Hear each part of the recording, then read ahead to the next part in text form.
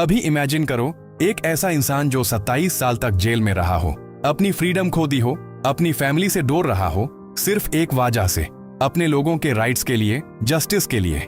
ये कहानी है नेल्सन मंडेला की और उनके powerful speech long walk to freedom की, जहां वो सिर्फ अपनी स्टोरी नहीं बताते बल्कि पूरी ह्यूमैनिटी को एक मैसेज देते हैं।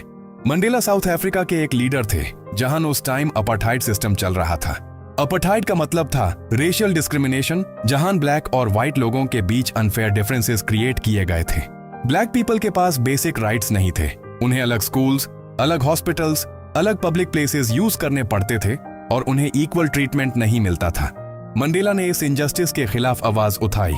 उन्होंने फाइट की, पीसफुली भी और स्ट्रांगली भी, लेकिन सिस्टम इतना पावरफुल था कि उन्हें अरेस्ट कर लिया गया और उन्हें 27 साल के लिए प्रिजन भेज दिया गया।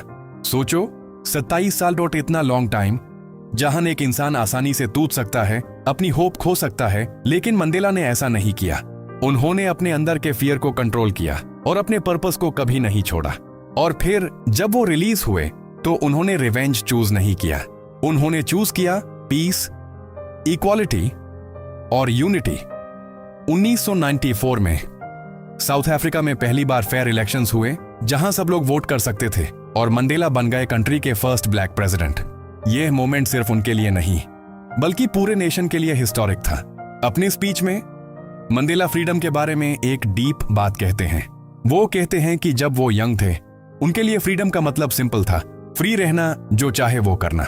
लेकिन जैसे जैसे वो बड़े हुए उन्हें समझ आया कि उनकी फ्रीडम उनके लोगों की फ्रीडम से जुड़ी हुई है। अगर उनके लोग फ्री नहीं हैं तो वो भी ट्रूली फ्री नहीं है। वो कहते हैं फ्रीडम इज इंडिविजिबल, यानी फ्रीडम को डिवाइड नहीं किया जा सकता। अगर एक इंसान भी ऑप्रेस्ड है तो सोसाइटी ट्रूली फ्री नहीं है। मंडेला एक और इंपॉर्टेंट बात शेयर करते हैं फियर के बारे में। वो कहते हैं, I learned that courage was not the absence of fear, but the triumph over it. ये लाइन बहुत पावरफुल है। इसका मतलब है कि ब्रेव होना मतलब ये नहीं कि तुम्हें डर नहीं लगता, बल्कि ये है कि तुम डर के बावजूद आगे बढ़ते हो। मंडेला भी डरते थे, लेकिन उन्होंने अपने फियर को कंट्रोल किया और उससे अपने मिशन के बीच नहीं आने दिया।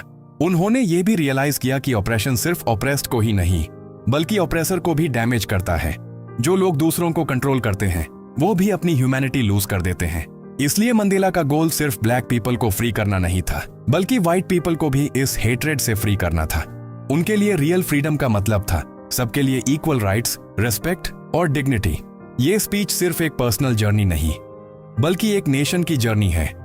स्लेवरी से फ्रीडम तक, फियर से कुरेज तक, हेट्रेड से यूनिटी तक। और सबसे इंस्पायरिंग बात यह है, इतने सालों के स्ट्रगल के बाद भी मंडेला के अंदर बिटरनेस नहीं थी। उन्होंने फॉरगिवनेस चूज किया और शायद यही उन्हें ट्रूली ग्रेट बनाता है।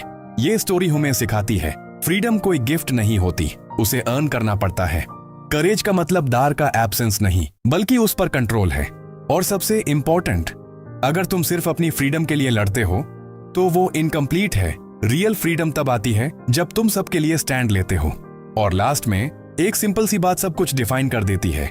एक इंसान को बैंड किया जा सकता है लेकिन उसके आइडियाज को नहीं, और जब आइडियाज स्ट्रांग हो जाते हैं तो वो पूरी दुनिया बदल देते हैं।